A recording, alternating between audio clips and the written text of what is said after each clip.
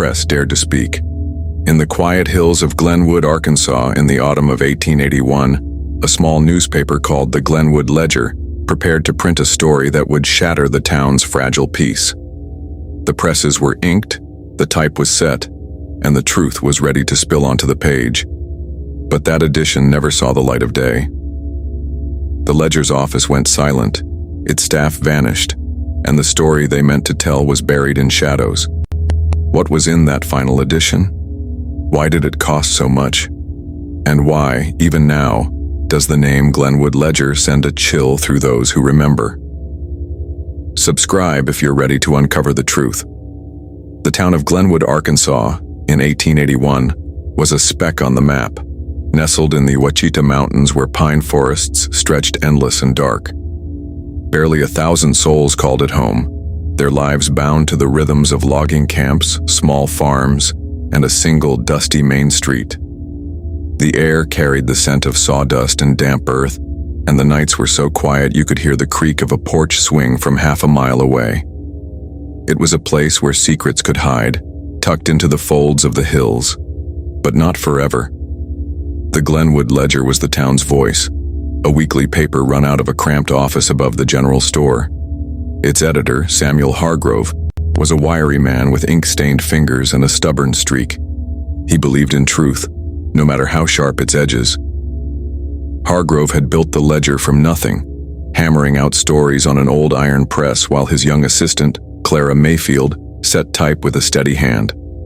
The paper covered births, deaths, and barn raisings, but Hargrove had a knack for digging deeper. He'd write about the logging company's shady deals or the mayor's questionable loans, earning him more enemies than friends. By the fall of 1881, whispers spread that the Ledger was working on something big, an exposé that would shake Glenwood to its core. No one knew the details, but the rumors were enough to make the town's powerful men nervous. The saloon grew quieter when Hargrove passed by, and the church ladies stopped their chatter when Clara stepped into the mercantile. The exposé, whatever it was, never made it to print. On the night of October 12, 1881, the Ledger's office was supposed to hum with the clatter of the press.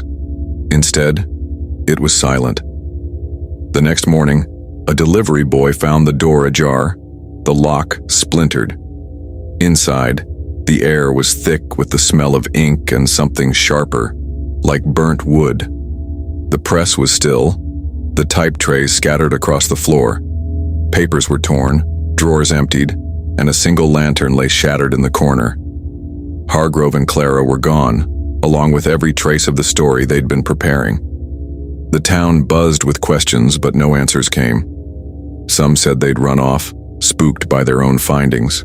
Others whispered of foul play, though no one dared say it too loudly. Glenwood was a town that liked its secrets buried deep. The mayor, a portly man named Elias Boone, called it a tragic mishap and urged folks to move on. The logging baron, Jacob Warwick, donated funds to repair the press, though it never ran again. By winter, the Ledger's office was boarded up, its sign fading under the Arkansas rain. But the absence of that final edition left a wound in Glenwood, one that festered in the years that followed. Old-timers swore they saw Clara's shadow in the hills, or heard Hargrove's voice in the wind that swept through the pines. The story they meant to tell became a ghost, haunting the town as surely as any spirit. The truth, whatever it was, had been silenced but not erased. In the decades since, fragments of the Ledger's work have surfaced. A torn page, a cryptic note, a name scrawled in a margin. Each piece raises more questions than it answers. What had Hargrove and Clara uncovered? Who stood to lose if the truth came out? And why did those who tried to dig into the mystery often find themselves looking over their shoulders, as if the hills themselves were watching? The Glenwood Ledger disappearances remain one of Arkansas's darkest secrets, a tale of ink and ambition swallowed by the shadows of a small town that refused to speak. The silence began to crack in the weeks after the disappearance. Folks noticed things, small, unsettling things. The general store clerk swore he heard footsteps above his shop at night, where the Ledger's office stood empty. A farmer claimed his dog wouldn't go near the old press, hackles raised and teeth bared. Children dared each other to touch the office door, only to run screaming when a cold wind seemed to push back. Glenwood's people were practical, not given to ghost stories, but the ledger's absence left a weight in the air, like a storm that wouldn't break. The town wanted to forget, but the hills wouldn't let them. By November, the whispers grew darker. A traveling preacher claimed he'd seen a figure in the woods, holding a lantern that cast no light. A widow found a scrap of newsprint in her garden, the words smeared but for one phrase: "The truth will out." No one could say if it was from the ledger, but it was enough to keep the curious awake at night. Hargrove's wife, Eliza, refused to believe he'd abandoned her. She stood on her porch each evening, staring at the road as if he'd walk back any moment.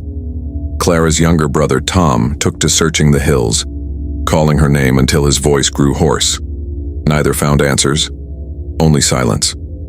The town's rival paper, the Ouachita Herald, printed a single column about the incident, calling it a lamentable closure, and suggesting the ledger had overreached.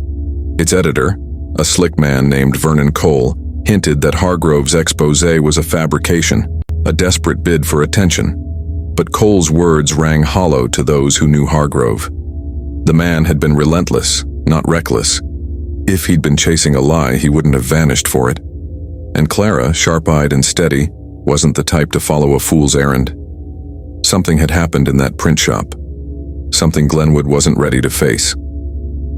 As winter tightened its grip, the ledger's story began to fade, replaced by the grind of daily life. Yet the questions lingered, sharp as the frost on the pines. What had the ledger uncovered? Who had silenced it? And why did the very mention of that lost edition make even the bravest souls glance toward the hills, as if something there was listening, waiting for the truth to rise again? The morning after the ledger's silence, Glenwood woke to a scene that churned stomachs and fueled whispers. The print shop above the general store was a ruin. The heavy iron press, once the heart of the ledger, lay toppled, its gears cracked and smeared with ash. Type trays were upended, their tiny lead letters scattered like bones across the floorboards. Papers, some half-burned, littered the room, their words reduced to smudges. The air hung heavy with the acrid sting of smoke, though no one could find the source of a fire. In the center of the chaos, a single piece of lead type glinted under the morning light, scorched but intact. Etched into its surface was one word: enough. No one touched it. The delivery boy who found the scene ran to fetch the sheriff, his face pale as the frost outside. Sheriff Amos Reed, a man with a limp from an old logging accident, surveyed the wreckage with a frown. He was no stranger to bar fights or petty theft, but this was different. The destruction was deliberate, almost personal. The splintered doorframe suggested force, yet there were no footprints in the dust outside, no signs of a struggle beyond the shop itself. Hargrove's desk was empty, its drawers yanked out and contents gone.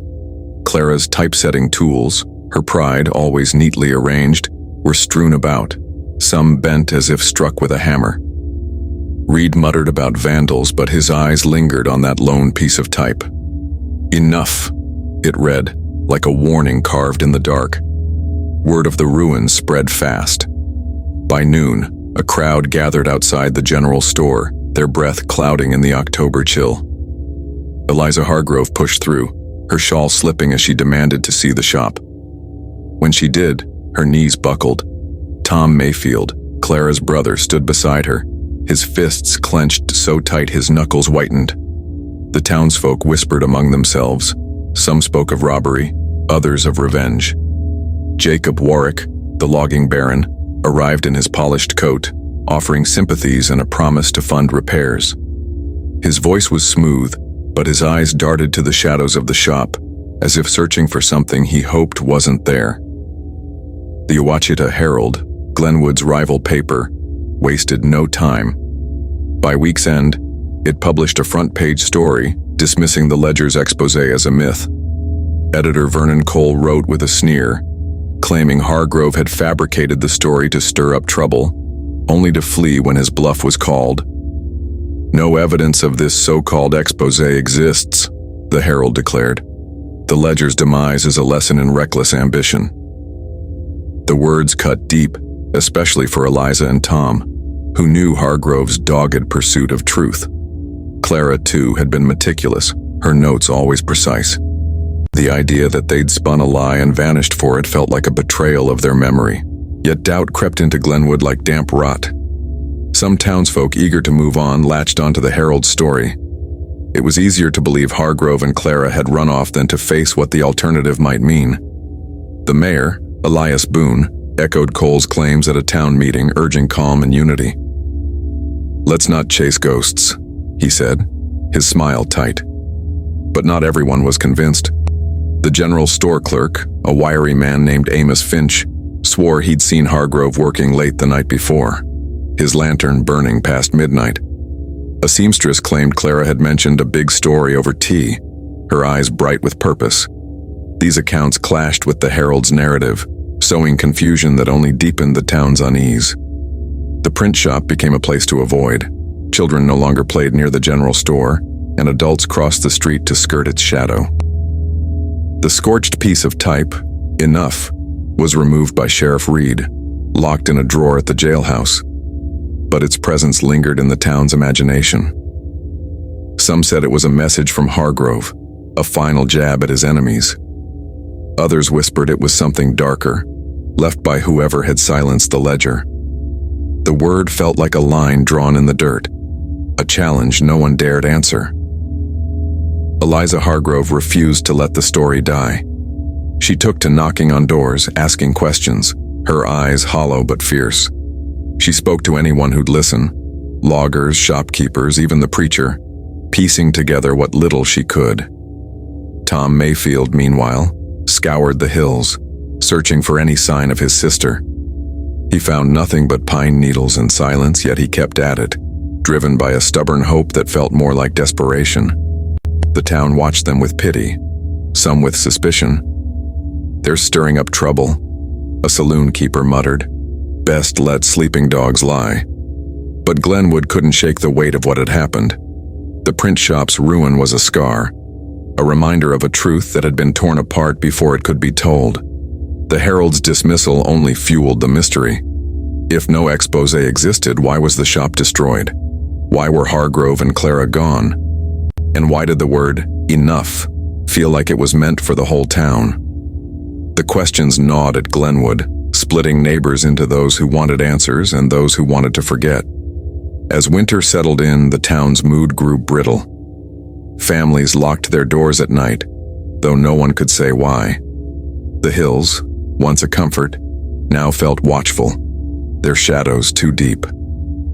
A farmer found a scrap of paper caught in his fence, its ink blurred but for a single phrase. "They know."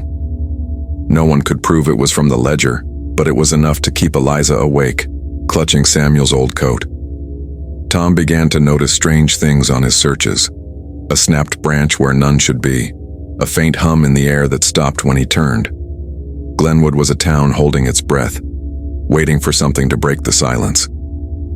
The ledger's lost edition became a kind of myth, a story told in hushed tones. Those who believed in it felt it was more than a newspaper article. It was a key to something Glenwood wasn't ready to face. The print shop's ruin, the scorched type, the empty desks all pointed to a truth that had been buried, but not deep enough. And as the days grew shorter, the town began to wonder, what would happen if someone tried to dig it up? The answer, it seemed, was waiting in the hills. In the silence that had swallowed the Glenwood ledger whole, winter tightened its hold on Glenwood, the Ouachita Hills cloaked in frost and shadow. The ruined print shop above the general store stood untouched, its broken door creaking in the wind. The town tried to move on, but the Glenwood ledger's silence left a void that whispered of buried truths. Eliza Hargrove and Tom Mayfield refused to let it rest. Eliza pored over her husband's old notebooks, searching for clues, while Tom combed the hills, his lantern flickering against the pines. Their persistence stirred something in Glenwood, and soon, fragments of the ledger's lost work began to surface, each piece raising more questions than it answered. A logger named Henry Tate found the first artifact, a torn journal page caught in a bramble near the river. The paper was brittle, Its ink faded, but Eliza recognized Samuel Hargrove's tight scrawl. The words were disjointed, phrases like hidden accounts, Warwick's men, and beneath the ridge. One line stood out underlined twice, they meet at midnight. Whose names were redacted and what they met for was anyone's guess. Eliza clutched the page like a lifeline, but it offered no clear path. The next day, a shopkeeper found a crumpled letter in an old crate, addressed to Clara Mayfield. It warned her to stop asking questions and was signed only with a jagged initial, J. The paper smelled faintly of ash, as if it had been near a fire.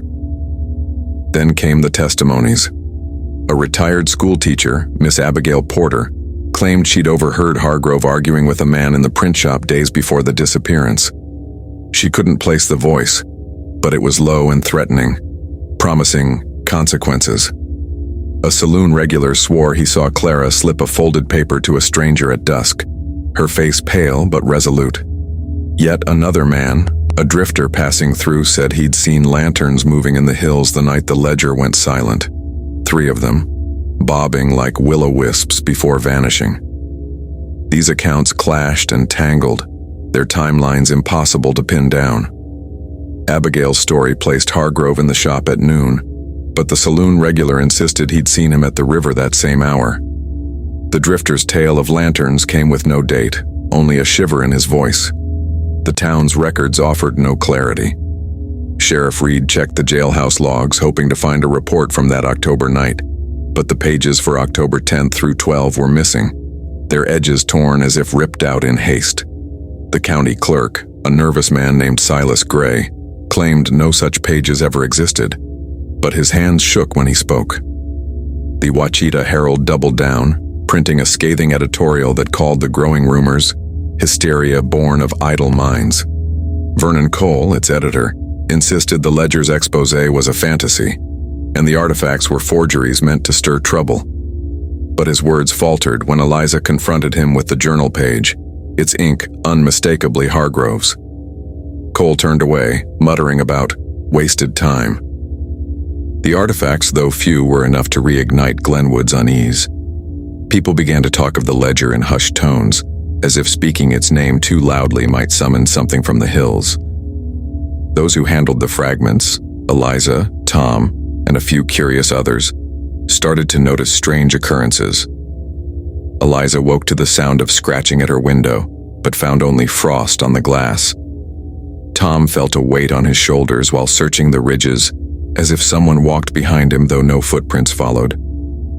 Henry Tate, the logger who found the journal page, stopped speaking altogether, his eyes darting to the shadows even in daylight. The town whispered of curses, though no one dared say it outright. The supernatural hung over Glenwood like a fog, never quite taking shape. A child claimed she saw a figure in a hooded cloak near the print shop, but it vanished when she blinked.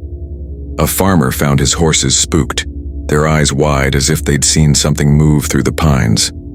These moments were fleeting, easy to dismiss, yet they piled up like stones in a cairn. The artifacts themselves seemed to carry a weight beyond their paper and ink. The journal page, when left on Eliza's table, was found flipped over the next morning, though no one had touched it. The letter to Clara, stored in a locked drawer, was discovered on the floor one night, its edges singed anew. Those who dug deeper into the ledger's mystery began to falter. A young clerk named Daniel Pruitt, who'd offered to help Eliza sort through Hargrove's notes, vanished one night after leaving the general store. His coat was found near the river, neatly folded, with a single lead-type piece in the pocket, unmarked, but cold to the touch. The town searched for him, but the hills gave nothing back. A week later, Abigail Porter stopped speaking of the argument she'd overheard, her face pale and her hands trembling. When asked why, she only whispered, "It's not worth it."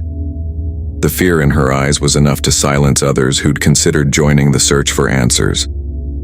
Glenwood's mood grew heavy, the air thick with doubt and dread. The artifacts pointed to something real, a story Hargrove and Clara had chased, something tied to Warwick's logging empire, or the town's hidden dealings. But the contradictions in the testimonies, the missing records, and the strange occurrences made the truth feel like chasing smoke.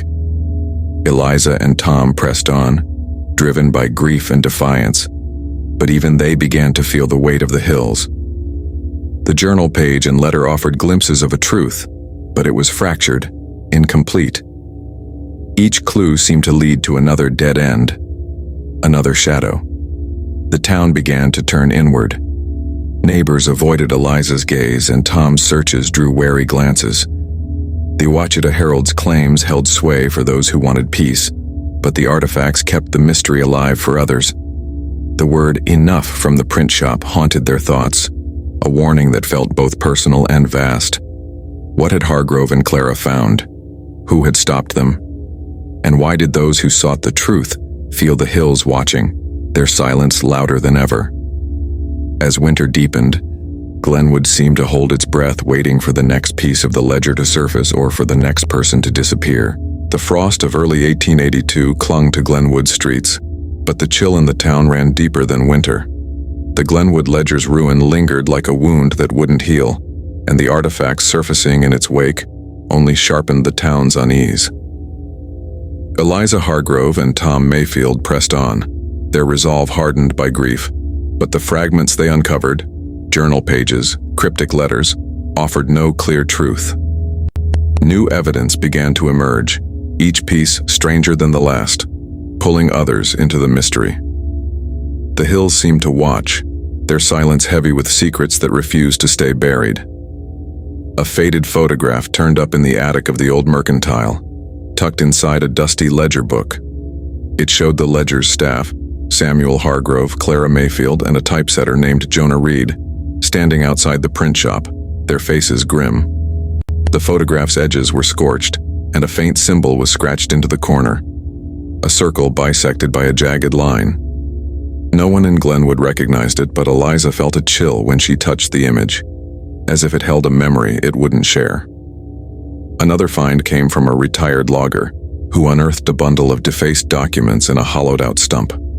The papers, once ledger proofs, were slashed with ink, rendering most illegible. A few words survived: debt, ridge, blood, and a single name: Warwick. The documents smelled faintly of damp earth, as if the hills themselves had held them. The strange symbol from the photograph appeared again, carved into the door frame of the abandoned print shop.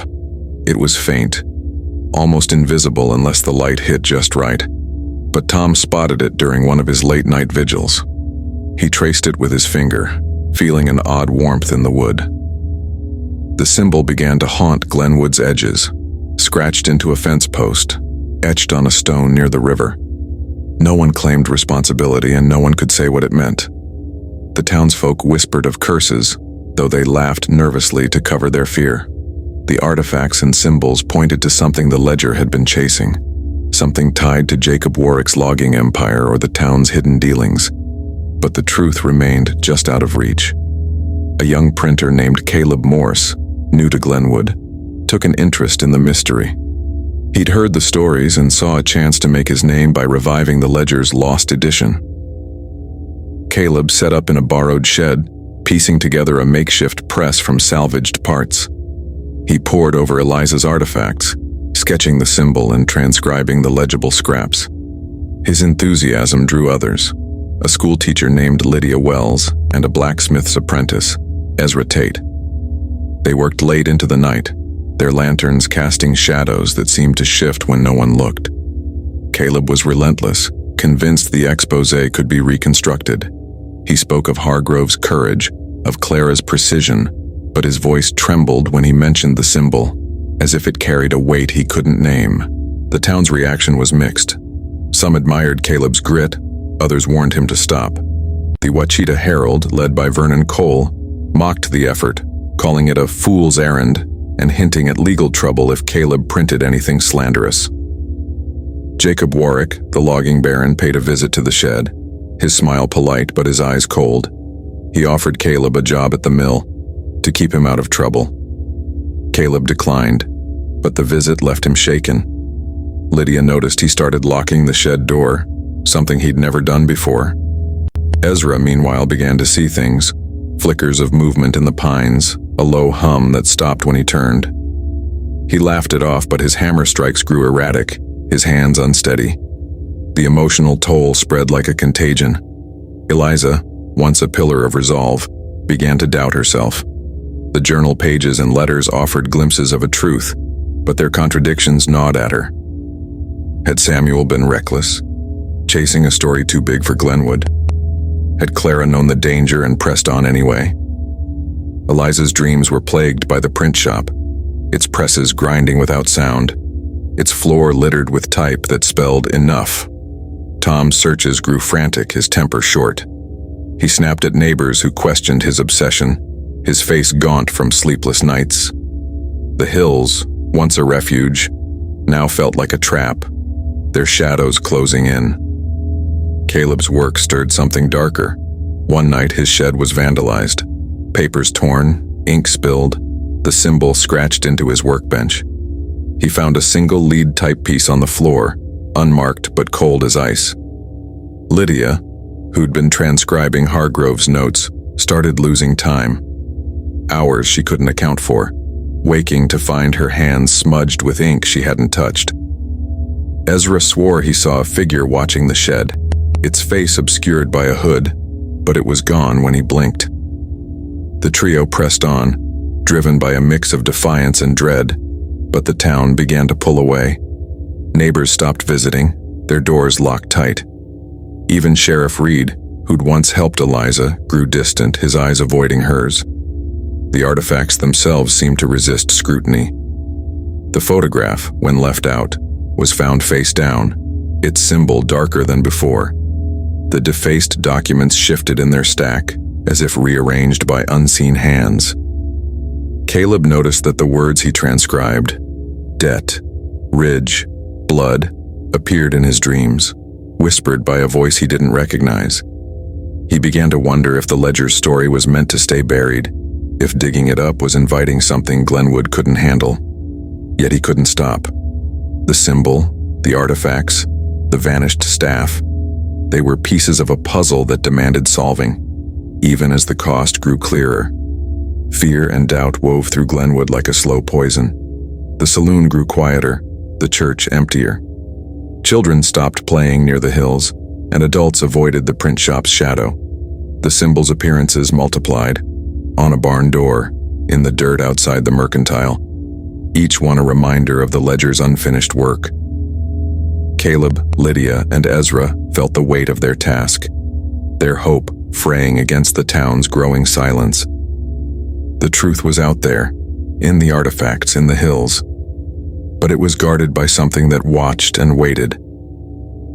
As spring approached, Glenwood held its breath, the mystery of the ledger tightening its grip, its secrets clawing their way to the surface unanswered and unrelenting. Spring crept into Glenwood, the Wichita Hills softening with new green, but the town remained locked in a quiet dread.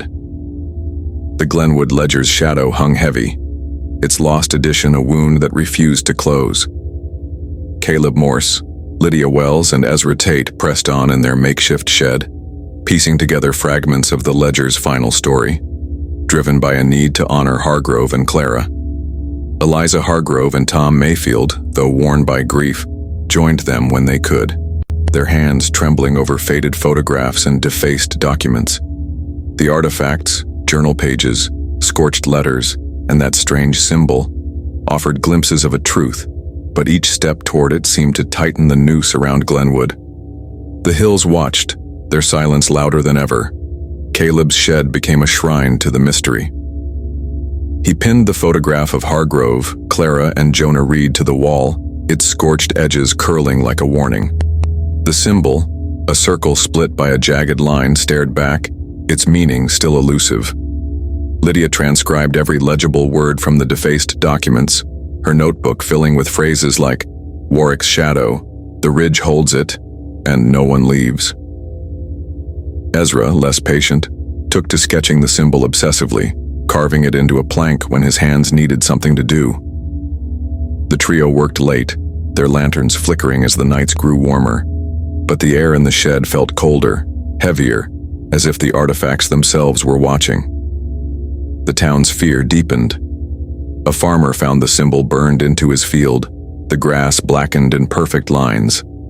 A seamstress swore she saw it in her embroidery hoop, stitched in thread she hadn't used. Whispers of curses grew bolder, though no one could name the source.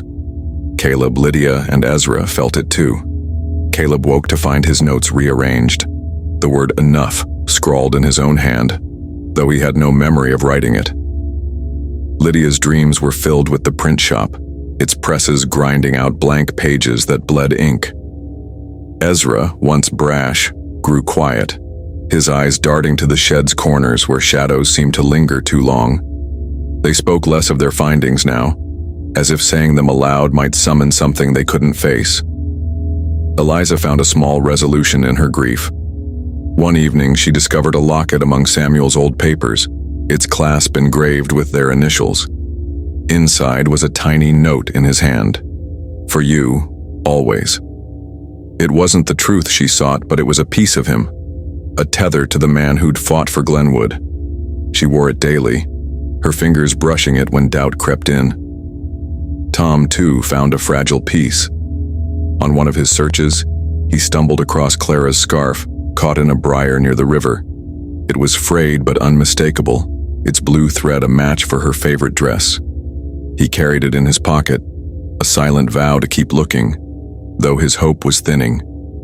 The investigation faltered as the strange occurrences multiplied. One night, the shed's door was found ajar, though Caleb had locked it tight.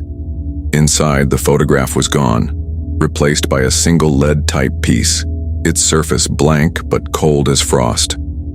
Lydia's notebook was open to a page she hadn't written, the symbol drawn over and over in shaky lines. Ezra, shaken, refused to enter the shed alone after that. The town began to turn on them.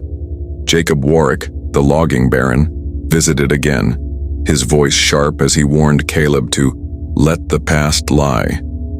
The Ouachita Herald printed a vicious column calling the group's work a dangerous obsession and hinting at legal action. Neighbors who'd once offered quiet support now crossed the street, their eyes averted. Yet the artifacts kept surfacing, as if the hills themselves were spitting them out. A boy found a crumpled page near the old print shop, its text smeared but for one line. They buried it under the ridge. A widow discovered a sealed envelope in her cellar, addressed to the ledger's keeper. Inside was a list of names: Warwick, Boone, and others tied to Glenwood's power, each crossed out with a single stroke. The paper was brittle, its edges singed, and the symbol was stamped in the corner, fainter but unmistakable. Each find pushed Caleb's group forward, but it also tightened the knot of fear in their chests. The truth felt closer, yet more dangerous, as if it were a living thing, clawing to stay hidden. The psychological toll was undeniable. Caleb began to doubt his own memory, second-guessing what he'd read in the artifacts. Lydia grew jumpy, flinching at every creak in the shed. Ezra took to carrying a knife, though he wouldn't say why. Eliza and Tom, though steadier, felt the weight of their losses anew. The town's silence became a pressure, a collective refusal to face what the ledger had uncovered. Even Sheriff Reed, once a reluctant ally, stopped answering Eliza's questions, his face drawn and tired. The symbol's appearances grew more frequent. On a tree in the dirt, scratched into a window pane, each one a reminder that something was watching, waiting. One night, as the group worked late, a low hum filled the shed, like a voice trapped in the walls. The lanterns flickered and the air grew thick, smelling of ink and ash. Caleb's hand froze over a document, the symbol staring up from the page. Lydia whispered, "We're too close." But no one moved. The hum stopped, and the silence that followed was heavier, as if the hills had leaned in to listen. They left the shed that night without speaking, their footsteps loud in the quiet. The next morning, they found the symbol carved into the shed's door, deeper than before, its lines jagged and raw. Glenwood seemed to hold its breath, the mystery of the ledger unresolved, its truth still buried. Caleb, Lydia, and Ezra vowed to continue, but their resolve was fraying, their fear outweighing their hope. Eliza and Tom clung to their small tokens, locket and scarf, but the larger questions loomed unanswered. What had Hargrove and Clara found? Who had silenced them? And why did the hills feel alive with secrets? As spring deepened, the group gathered one last time in the shed, their lanterns casting long shadows. On the workbench, unnoticed until then, lay a single sheet of newsprint, blank except for the symbol, its lines dark and wet, as if freshly inked. Outside, the hills stood silent, their shadows stretching toward the town, waiting for the truth to rise, or to claim those who sought it. If you've made it this far, then you're no longer just a listener. You're part of the silence that followed, part of the eyes still watching Glenwood's empty streets, part of the ink that was never supposed to dry. So what do you think really happened? Was it a cover-up? A town too scared to face the truth? Or was it something older, buried beneath words, behind walls, beneath the floorboards of history? Something that still turns its pages in the dark? We want to hear from you. Every theory, every doubt, every strange detail you noticed, drop it in the comments. Because in stories like this, truth doesn't surface all at once. It seeps up slowly, from those who dare to ask. And if you haven't already, subscribe to Sanctified Secrets, because while this story may have ended, another is already beginning. Somewhere out there, in a forgotten town, in a locked archive, in a name you've read once and never again, the next secret is waiting. We'll be here when it finds its way out.